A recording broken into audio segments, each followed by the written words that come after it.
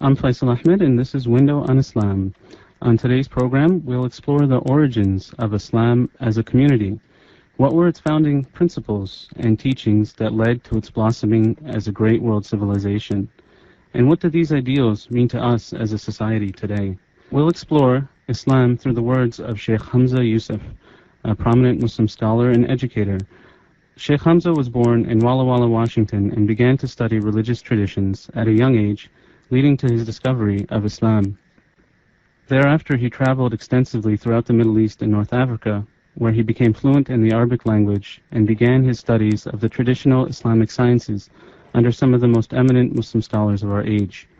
In 1996, he founded the Zaytuna Institute, a non-profit organization dedicated to the revival of traditional Islamic sciences. He currently serves as the director of the Zaytuna Institute. Assalamu alaikum and welcome to the program. How are you, Sheikh Hamza? Alaikum salam. Fine, thanks. Thank you very much for joining us. I know it probably is a very busy time for you. I was just talking to my wife before the program, and Walla Walla, Washington seems like a very interesting place. We in Urdu, the word Walla actually is appended to somebody's name to mean that he comes from a certain place. Like we have Singapore Walla, and we have Moza Walla in India. So I guess you'd be Walla Walla Walla in India. But just to begin the program today, I think the topic is something really quite large. But maybe you could start off our audience with answering a simple question about Islam. I think probably a lot of the American audience is unfamiliar with this faith that has so much impacted their world and their worldview. So maybe you could tell us a little bit about the title of today's program, Islam, the Road to Submission, the Path to Peace. I think the words submission and peace, they seem to be somewhat contradictory in the minds of many people. Could you explain how in Islam they are related? Well, Bismillah ar-Rahman ar-Rahim. The Arabic term Islam means to submit or to surrender, and the root meaning salima is to be whole, and it's a cognate also of the Hebrew word shalom, which is related to the same idea. Shalom in Hebrew meant wholeness, and the idea of peace is a wholeness, and the idea of being in a state of submission is being part of a whole, because what happens when we're out of sync, for instance, pain and suffering in our body, is when one part of our body is no longer working with the whole, and so we experience pain and trouble. And the idea of conflict is when one part is out of sync with the whole, or several parts within a whole as well. Just as you can have multiple illnesses in the body, you can also have multiple aspects of a society that are out of sync. And so the idea, I mean, if we look at the world around us, if we look at the natural world, I think what's most notable about it is order, that there's order in the world, and people can deny it, but they're denying something. And any casual observer over a period of time can see it. For instance, on March 21st, we entered into spring, which is a season that comes every year, and there's a cosmic event that occurs, which is when our planet reaches a certain point in its orbit around the sun, and because of the tilt that our planet is aligned in relation to the sun, it has these 4 seasons as we move around the sun, and there's an order so that trees know when to give fruit. They don't give fruit in the winter time in the north. They give fruit. I'm literally looking at a fig tree right now, and the figs are green on it, and by September they're going to be ready to be picked, and that state that the tree is in is a state of submission to natural order. And so the idea, and that's why it's in a peaceful state. It's not conflicted in itself, nor is it conflicted with the environment around it. And if I come and I chop down the tree, then obviously I'm changing the state that tree was in. And if I do it for no reason, then it's really a criminal act against nature. Submission is about really getting in sync. And if you look at children from early on, if they're allowed to progress naturally without a lot of interruption, they know exactly what to do. They are in a state of submission, in that they're following a natural order and pattern, just as when we were in the wombs of our mothers, all of our cells knew what to do. They knew, the liver knew to become a liver, and the heart knew to become a heart, and our circulation knows to circulate. Our body knows to stay within a homeostatic balance, and keeps our internal temperature, irrespective of what the external temperature is, at around 98.6 degrees Fahrenheit. And when we get sick, there's a disruption in that order, and there are causes for that. And so, in the same way that we can see this order and disruptions in the order, also in our associations, in our communities, in our societies. I mean, we know that certain, if children are treated in certain ways, it has certain effects on their behavior and on their attitudes. If they're belittled and held in contempt as children, they respond with certain pathologies that are actually, in many ways, quite discernible and recognizable for people that are trained in those type of observations. So,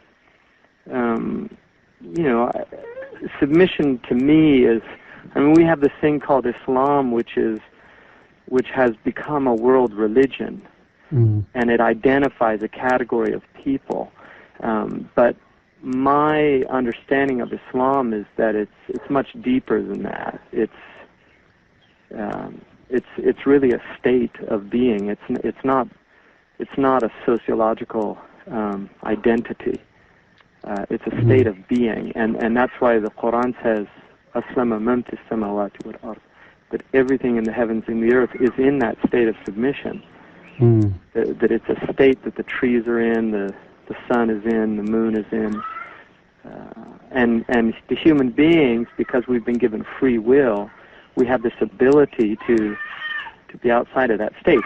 If you look, for instance, in these videos that are kind of emerging out of Iraq, of Iraqi soldiers killing people, putting dynamite onto people and blowing them up and then laughing.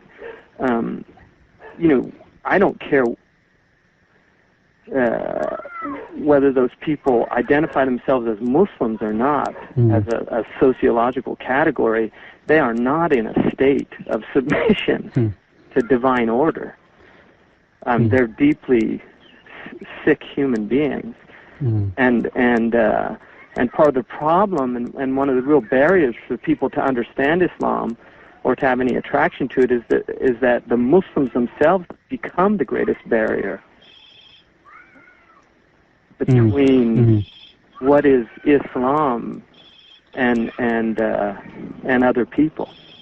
So in a sense, Islam, with respect to the human experience, is eliminating or removing those barriers that prevent us from harmonizing with the will, the cosmic order that exists within our endeavor. It's and all these traditions, the Chinese spoke about it. They called it the way, being in the way of nature, and the ancients were very clear about that, and modern man I think that's one of the hallmarks of modernity, is how out of sync we are. So in a sense, I guess probably the question to ask next would be that what is the way, or how does one learn the way to eliminate these barriers and to learn and understand the true cosmic harmony that within which we live? For Muslims who have already accepted, whether they did it through birth or through study or some other means, who've accepted this idea that there is a single conscious, intelligent force behind the universe that's guiding the universe, and that has declared itself to the universe. That for people that accept that, which is what we say, La ilaha illallah, there's nothing worthy of worship except this one true reality, which in Arabic happens to be called Allah. In Judeo-Christian terms, it's generally called God, but I think that there's a lot of problems with all these names now, because when we say these names, it's usually concepts come to mind, and our understanding of Allah is that no concept is allowed to come to mind. That is the meaning of the name of Allah in Arabic, is it can only be understood in a negative sense of what it is not, and that's why the formula of Islam begins with a negation, La ilaha. There's nothing worthy of worship. And then you affirm, illallah. Now, that does not mean that we believe that God is not knowable at all. No, there is epiphany in the world. There's divine manifestations, and it's in the order. It's in the mercy of the rain. It's in the beauty of children. There's everywhere these attributes are coming into the world in manifestation, so that we have analogies to understand God. And a good example of that is that the Prophet Muhammad, peace be upon him, was once with a group of his companions, and there was a woman who was nursing her child, and the Prophet Muhammad said, "Do you think this woman would throw her child into the fire?" And they all said no. And he said, "Well, God's mercy is greater than his servant than that woman to her child." So he was showing analogously how we understand the mercy of God. You see, it's understood through examples in the world. So in that way, God can be known through attributes, but not essentially. We can't know the essential nature of God other than that there is nothing like it. So for people that have accepted that, then one of the things is to come into a type of harmony with the world, and the way that is done primarily is synchronizing with the sun, because all living things on the planet have a deep relationship to the sun and to light. Even fish in the depths of the ocean that live in deep darkness, there's still a relationship to the sun. And this is one of the reasons why human beings have mistakenly worshipped the sun in the past. We know that the sunflower is a flower that actually moves with the sun throughout the day. And you can see this in many flowers and just life. Photosynthesis is the secret of life in biology. If you study biology, photosynthesis is the secret of life. And it's when the sun actually, the rays of the sun enter into a living cell, and from that, this extraordinary event occurs. And so the prayer is aligning with the sun. So we pray at the first dawn, and then when the sun moves across the meridian, and then when the shadow reaches its length, and then when the sun goes down, and then when the last light of the sun moves out of the sky. Those 5 prayers are synchronized with the movement of the sun. And so that is one of the most important means of synchronizing with the natural world, is to actually partake in probably the single most significant event in the solar system, which is, or at least for us on this earth, which is our witnessing every day this extraordinary movement of the sun. I think a lot of us can really identify with that recognition of the cosmic harmony in the world. But could you elaborate a little bit on the life of the Prophet Muhammad and the early companions, and how that served as a realistic model, the values and the practical implementation of learning how to come into this symbiosis with the world? It was easier for them in that they were already deeply connected with nature. And that's the nature of Aboriginal peoples. That's why the closer people are to an Aboriginal state, generally the closer they are to what's called in the Quran fitrah, which is the inherent nature of human beings. And the more distance we get from that, not only the more out of sync, but the more unhealthy we get also, because there's an effect on the soul and even on the body. So if you look at that early period, they lived with animals. People are so divorced from, people drink milk without even reflecting on the fact that it comes from animals. And the Quran asks people to reflect on milk and where it comes from and how it's made and the miracle of milk itself. And the same is true with traveling in natural environments, like the desert is an extraordinary thing. A lot of people that live in cities become so divorced from natural experience, they don't even see the stars. And a lot of what the Quran is telling you to do is just look up in the heavens, وَالسَّمَاءِ وَالطَّارِقِ وَالنَّجْمِ إِذَا هَوَى وَالشَّمْسِ وَضُحَاهَا وَاللَّيْلِ إِذَا سَجَى. All these verses, that by the night when it envelops, by the sun in its brilliant morning light, with the star when it descends, وَجَعَلْنَا فِي السَّمَاءِ بُرُوجًا, and we have ornamented the heaven with constellations.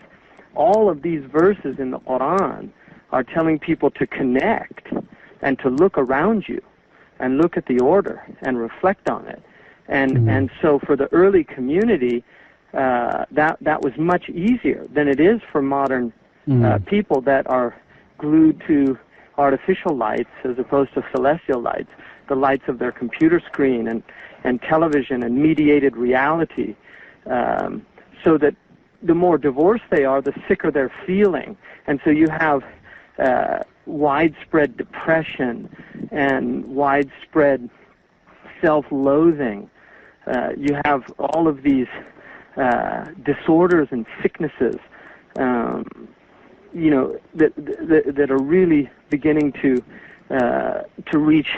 Well, they are epidemic. It's not beginning to. I mean, the well-established epidemics that have to do with people's being so divorced from reality and from truth and beauty and gratitude. I mean, one of the things about the ancients, even idolaters, the ancients had a deep sense of gratitude.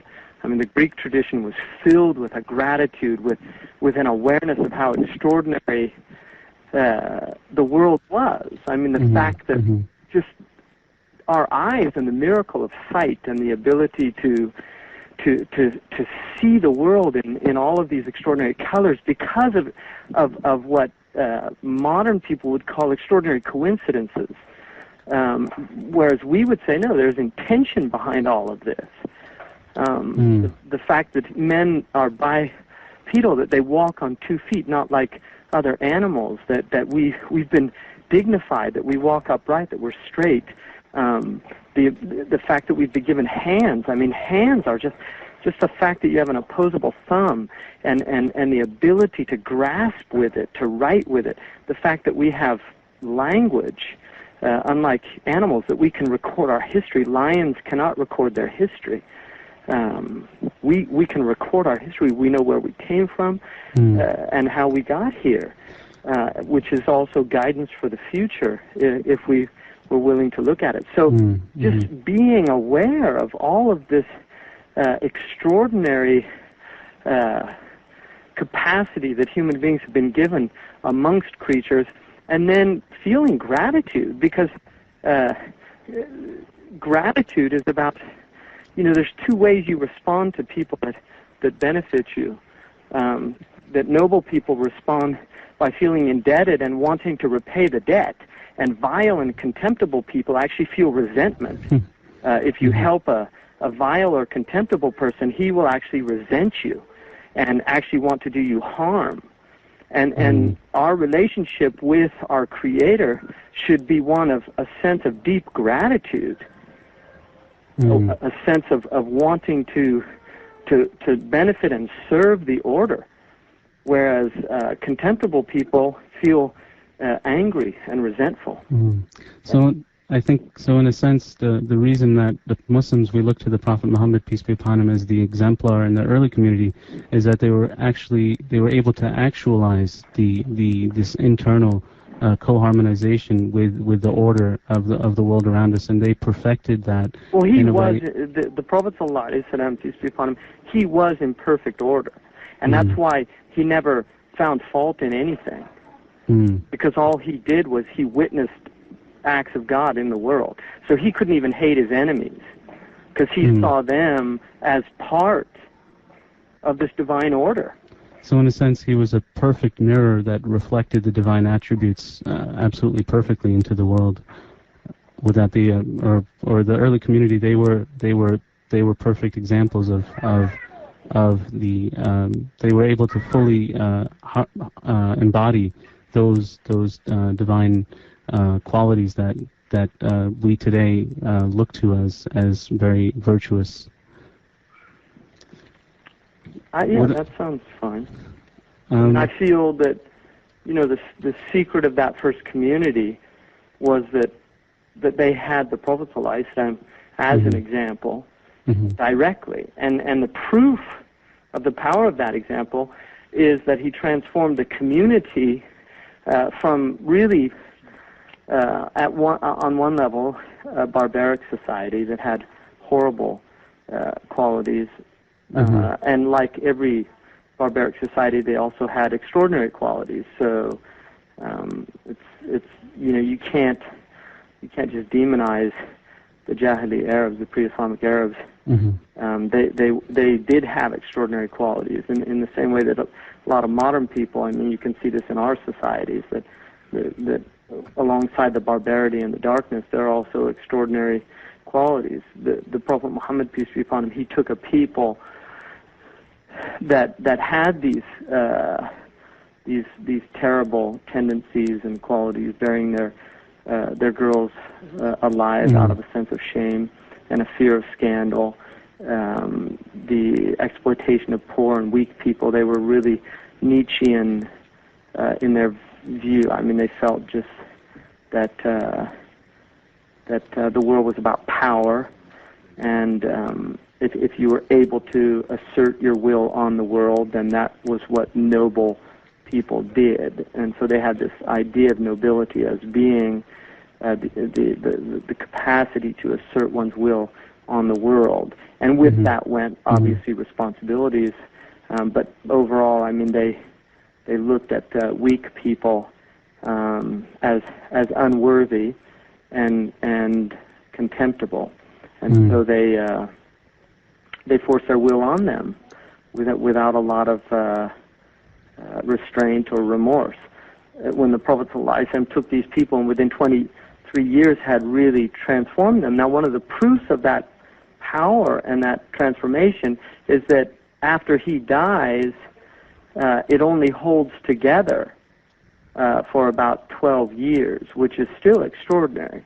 and then it begins to come apart, and by within 30 years, it's almost completely pulled apart, just with civil wars and calamities, which actually is, in a sense, a proof of what he did, more than a detraction. So some Orientals have looked at that as a contradiction, but in fact I see it as a real proof of who he was and what he did, peace be upon him. And obviously Islam then, by 661, when the Umayyad dynasty begins, within a few short years, it's become a pretty despotic situation, less so than today, because despotism now has technological means that it did not have at that time. There was a lot more freedom even in pre-modern despotic societies, simply because the state apparatus was not anywhere near as capable as it is today of controlling people. Mm-hmm. And then you have periods throughout Islamic history where you do have some extraordinary rulers and extraordinary societies, and I think people would probably, I think if they had a chance to really look at some of the societies and read the descriptions of some of the Muslim societies, in many ways they were much healthier and freer than many of the societies that we have today, and that doesn't ignore the fact that there was a lot of terrible aspects as well. We're just about out of time. I was wondering if we could ask one last question.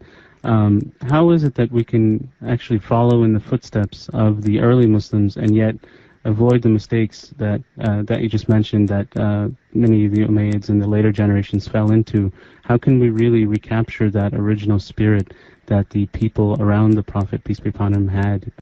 Well, I think that Islam, that there's an individual aspect of Islam. There's my Islam as an individual, trying to implement in my life the ideals of Islam, and using my life as an opportunity to improve my state of submission. And that takes, this is a lifetime of work. And this is, each day of our life is an opportunity to improve our state and to improve our understanding of the world. And it's not easy. It takes a lot of work, it takes a lot of thought, and it takes also usually good company of people that will help one. And it takes a brutal honesty as well of looking at ourselves and trying to get close to these ideals. I mean, the Quran is very clear in that it says you have in the Messenger of God an excellent example. And so learning about his life, he was the most forbearing of people. He was the most clement of people. He was the most forgiving of people. He constantly smiled, that it was his nature to smile. And if you look out there, just smiling is something that could really help alleviate. And people that smile all the time now are seen almost as fools. Something's wrong with them, and there's just so much ingratitude. So I think that gratitude and just being filled with a state of gratitude is something that all of us should be working on. The Quran says that the devil, when he said in the Quran that he will come to the servants of God, meaning creation, all of humanity, from in front of them and behind them and to the right of them and to the left of them. And then he said, and you will not find very many grateful ones amongst them. That gratitude was really what he was trying to remove from Bani Adam, or the children of Adam. And so gratitude, according to Ibn Atta'illah, is the quickest way to really being in a healthy state, of being in a state of gratitude. And so I think just shukr and this idea of really feeling grateful and reflecting. And recently there was a beautiful study done at Davis by a social scientist on gratitude, in which they took people over long periods of time who tended to be depressed and negative people, and they would have them think every morning. They would start their day by actually going over those things that they had reason to be grateful for, and over time their mental states changed drastically. And it's a very interesting study because it was done with very strong control group and done in a traditional social science using their methodology, and it affected these people's states. And so just feeling that gratitude and thankfulness is something that, and this was the hallmark of traditional societies. Even this country, traditionally, it was rooted in a sense of feeling grateful and feeling the blessings that we've been given. So I think that that's something that Muslims really need to focus on, is because if you look out there at all this negative stuff, you'll just start feeling miserable. And if you forget that in spite of it all, there is so much to be grateful for. If you're in a wheelchair, the fact that you've got your hands is reason to be grateful. I mean, there's always, and this is what Ibn Abbas, the cousin of the Prophet ﷺ, and one of his companions, he said that any tribulation that you have, if you examine it, you will always find that there's reasons to feel grateful. And he gave 3 immediately, that if it was in this world, that alone is reason to feel grateful, that it wasn't in the next world, because the calamity in the next world is much greater than anything in this world. That if it was in your worldly affairs, in other words, material affairs, and not in your spiritual affairs, that was reason to be grateful. And that it could have been worse. That whatever afflicts you in this life, it still could have been worse. And that is also reason to be grateful. So even in the midst of tribulation, there is reason to feel grateful. And the Quran clearly states, then shakartum lazidannakum, that if you show gratitude, that God will increase you in that feeling of gratitude. In other words, He'll give you more reasons to feel grateful. So that is a law. That is a law of cause and effect, according to Muslim belief. That if you actually display gratitude, you will find more and more reasons to feel grateful. And if you display ingratitude, conversely, you will find more and more reasons to feel ungrateful. And that's the way the universe works. Well, thank you so much, Imam Hamza, for sharing your perspectives on the early Muslim community and the ideals that led them to become a blossoming civilization. I'd like to thank you so much and be grateful for you for joining us. And just like to close by, do you have any closing comments for perhaps somebody who'd like to learn more about the message of Islam here in the West? Well, I think that I would just say that anybody who's not a Muslim, I think they have a moral obligation to find out about 1/6 of humanity, and by the year 2050, the UN estimates it's going to be 1/3 of humanity. That we have an obligation to know about what large segments of other people on this planet believe and think, and that would include finding out about Asian peoples and their beliefs, and not being so ethnocentric and believing that we're the only people that have a civilization or a culture or a worldview, that there are others, and that we have a great deal to learn from them, from all of them. And Islam certainly has an immense contribution already historically. It has given the West untold treasures that most people are not aware of, including the actual numbers that we use to calculate. And so I think that just for intelligent people, they should be out there trying to find out. And I would certainly recommend some of the decent books that have come out. Even the Idiot's Guide and the Dummy's Guide to Islam are both excellent works that have come out. Silly names, but they're actually very, very good material. And I saw a woman on a airplane the other day reading Idiot's Guide to Islam, and I asked her, and I looked at both of those books because I wanted to just make sure the information was accurate, and I actually benefited from them. So, and this is something I've been studying for 25 years, so they're good books and they're well organized and they're easily available. And